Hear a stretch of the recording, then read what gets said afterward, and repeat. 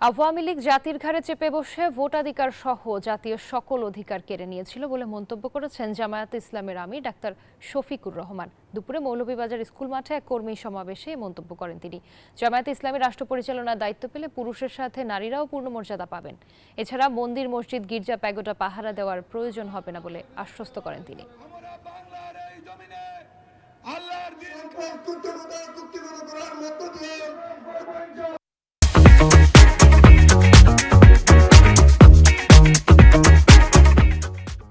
Bank, বিমা sector, corporation, আর্থিক সকল খাত লুটে পুটে শেষ করে দিয়ে এই দেশের মানুষের কষ্টের অর্জিত গচ্ছিত আমানত সব কিছু গিলে ফেলে তারা নিজেরা পালানোর আগে সব কিছু বিদেশে পাচার করেছে।